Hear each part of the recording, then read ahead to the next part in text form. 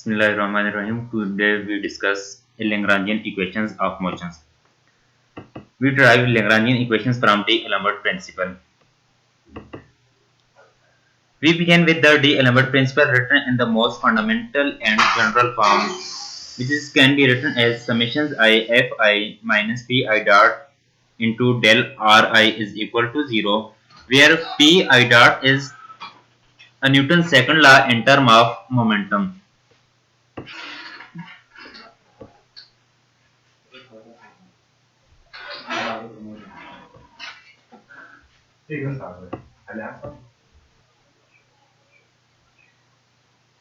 In the most fundamental and general form, this D'Alembert principle can be written as, where the subscript I ranges over all three components of all the particles involved in the system of interest. The first step to rewrite the particle positions represented by xi in group of three of each particle in terms of independent generalized coordinate qj. If there are constraints in the system, then there are fewer q variable than x variable. For example, a wheel rotating on a fixed axle has only one q. The angle of rotation where there are 3 times as many x variable as there are atoms in the wheel. For holonomic constant, we can write as xi is equal to xi qj t, where qj and t is functions of xi. We allow for the possibility that the relations between the q and x variable to depends on time. We can rewrite the D'Alembert principle by noting that del xi is equal to summation j partial xi over partial qj into del qj.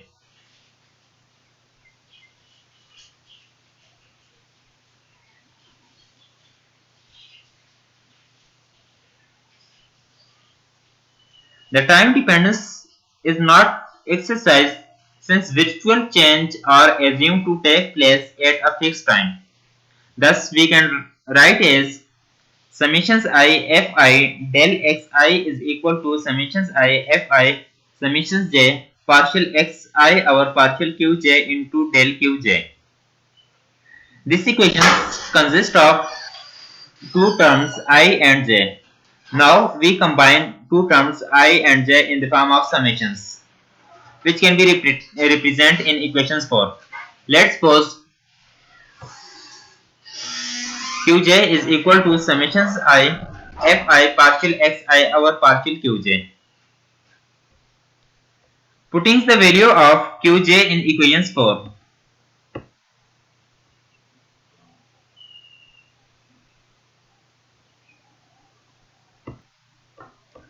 Where qj are called the generalized force. Here notice that just as the qi need not have the unit of length, the qi needs not have the units of force. However, the product must have the unit of energy. For instance, if q is dimensionless angle, then the corresponding q would be a torque which has energy unit. Turning the inertial force, D'Alembert principle, we know that if we multiply this term with del xi, this term with del xi. Now to find the value of summations I fi star del I xi, and this value can be calculated as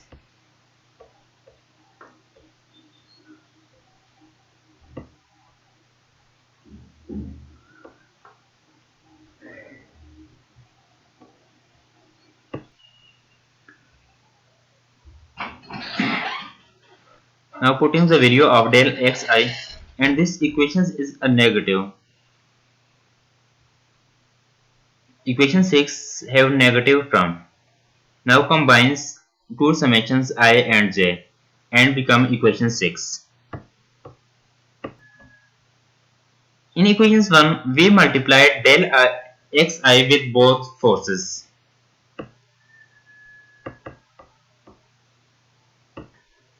Now using the product rule backward, we write as summation I mi d square xi और dt square partial xi over partial qj is equal to summations mi d over dt into dxi over dt partial xi over partial qj. तो इस equations में ये जो equations आ रही है यहाँ पर dxi over dt है, तो इसको xi डॉट से रिप्रेजेंट कर लिया है। अब ये वाली टर्म हमारे पास आ गई, इसी टर्म्स के ऊपर हम इसका डिफरेंशियल अप्लाई करेंगे, प्रोडक्ट रूल अप्लाई करते हैं। तो ये वाली टर्म हमारे पास नेगेटिव थी, तो ये टर्म नेगेटिव हो जाएगी। शुरू में हमने सपोज किया था xi is equal to xi q of t, तो इसी टर्म का यहाँ पर हम पार्शियल डेरिवेटिव ले लेते हैं। जब पार्शियल डेरिवेटिव लेते हैं विद रिस्पेक्ट टू qj, तो ये वाली टर्म बन जाएगी और साथ फिर इसका डेरिवेटिव आ जाएगा partial xi over partial t, और साथ t वाली टर्म यहाँ से कैंसिल हो जाएगी। तो जस्ट यहाँ पर ये डेल t नहीं आएगा, सिर्फ यही वाली टर्म, और इसको हम नाम देते हैं इक्वेशन 9 का नाम दे देते हैं। In equation 9 where xi dot is equal to dxi over dt and q dot j is equal to dqj over dt. The xi dot are the actual particle velocity component. We called the q dot j or generalized velocity. Now taking the partial derivative of equations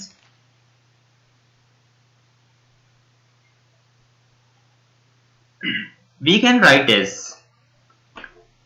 partial x I dot over partial q j dot is equal to partial x I over partial q j, where the derivative of the second term is 0. In equation 9, the derivative of second term is 0. Because the velocity are not a function of the positions at an instant in time.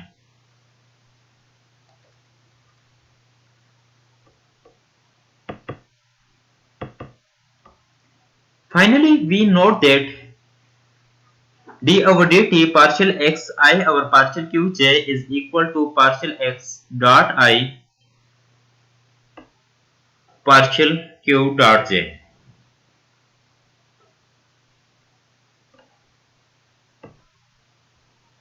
अगर यहाँ पर हम generalise या transform कर लें coordinate को, तो equation 9 को हम j की बजाय k से रिप्रेजेंट करेंगे, k कोऑर्डिनेट से हम यहाँ पर रिप्रेजेंट करेंगे।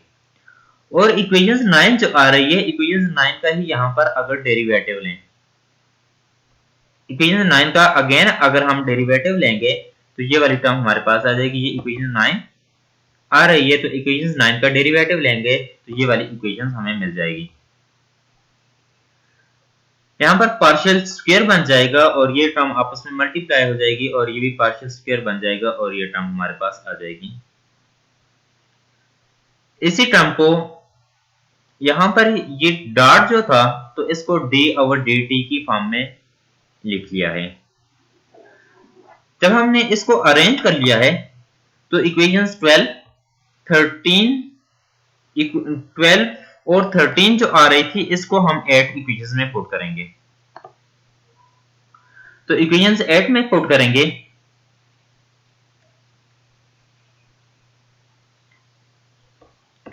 इक्वेशंस 8 में पुट कर लिया। जब इक्वेशंस 8 में पुट किया तो इसमें mi कांस्टेंट था बाहर, तो यहां पर ये दो वैल्यू हमने यहां पर पुट की हुई है। अब यहां से अगर देखा जाए तो d over dt partial over partial q dot j, इसको बाहर लिख लिया और यहां पर 1 ओवर 2 इंट्रोड्यूस करवाया है। ये 1 ओवर 2 क्या है कि अगर d ओवर dt इसका डेरिवेटिव लिया जाए, तो डेरिवेटिव लिया जाए तो एक्स आई डॉट स्क्वायर, तो इसका डेरिवेटिव हमारे पास 2xi बन जाएगा। ये वाली टर्म, इसका डेरिवेटिव 2xi डॉट बन जाएगा। तो ये अगेन यही टर्म, तो ये 2 इस 2 के साथ कैंसिल हो जाएगा, तो जस्ट यही वाली टर्म हमारे पास बन जाएगी। इसी तरीके से यही टर्म जो है इसका अगर डेरिवेटिव लिया जाए तो ये भी टर्म यही वाली बन जाएगी। 2 जो होगा इसके साथ 2 के साथ कैंसिल हो जाएगा, तो ये वाली। अब काइनेटिक एनर्जी जो इक्वल होती है हाफ mv स्क्वायर के इक्वल होती है। तो इसी तरीके से यहाँ पर हम क्लासिकल मैकेनिक्स में काइनेटिक एनर्जी को T से रिप्रेजेंट करेंगे। mv जो है तो डिस्प्लेसमेंट जो है इसका अगर हम डेरिवेटिव लें तो वो वेलोसिटी के इक्वल है। तो इसी तरीके से एक्स आई डॉट जो है ये वेलोसिटी के इक्वल होगा। तो काइनेटिक एनर्जी को हम T से रिप्रेजेंट कर रहे हैं, तो T is equal to summations I 1/2 mixi dot. अब ऊपर वाली जो इक्वेशंस आ रही थी तो यहाँ पर भी T आ जाएगा और ये वाली इक्वेशंस भी T बन जाएगी। इसको हम इक्वेशंस 14 का नाम देते हैं। इक्वेशन 14 में हम ये कह सकते हैं where we recognise the sum as total kinetic energy T of the system. अब कंबाइन करते हैं इक्वेशंस 5, 6 एंड 14। इसकी ये जो इक्वेशंस थी इनकी ये राइट साइड जो थी सेम थी, तो इनको कंबाइन हम कर लेते हैं। जब कंबाइन करेंगे तो ये वाला हमें रिजल्ट मिल रहा है। इसमें हम ये कह सकते हैं कि qi are the independent of each other. The coefficient of del qi are individually 0, resulting in Lagrangian equations. तो अब ये जो आ रहा है तो इसमें हम वैल्यू पुट करेंगे और टर्म जो होगी वो 0 हो जाएगी qj। तो qj को इस साइड लेकर आएंगे तो इक्वेशंस 15 हमें मिल जाएगी।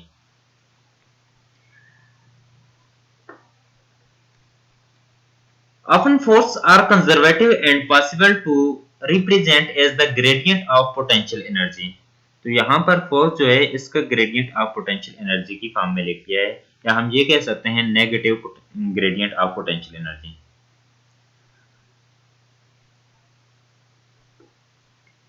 जो प्रीवियस स्लाइड में हमने QJ को एज्यूम किया था, लेट किया था, जो कि इक्वल था summations I fi partial xi और पार्शियल qj के।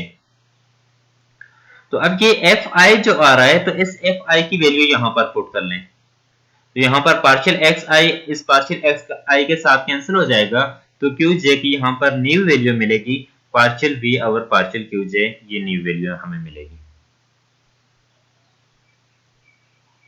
इन additions v is not explicit functions, कि जो हमें यहाँ पर v मिला है तो ये एक्सप्लिसिट फंक्शंस नहीं ऑफ टाइम और of the generalised velocity.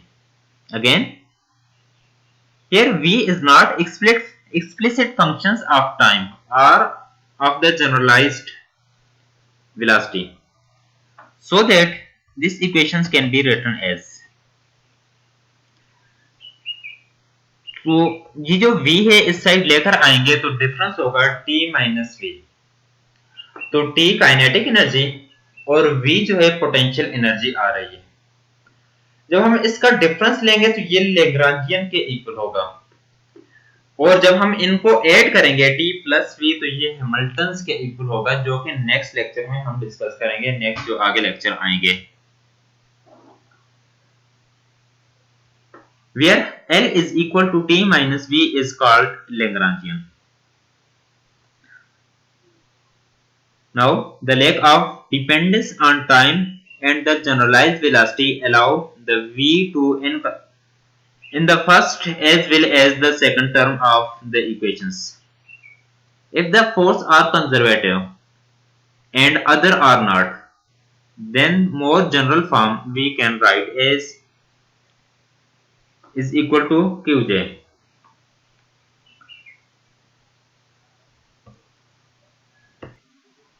And these expressions referred to as Lagrangian equations.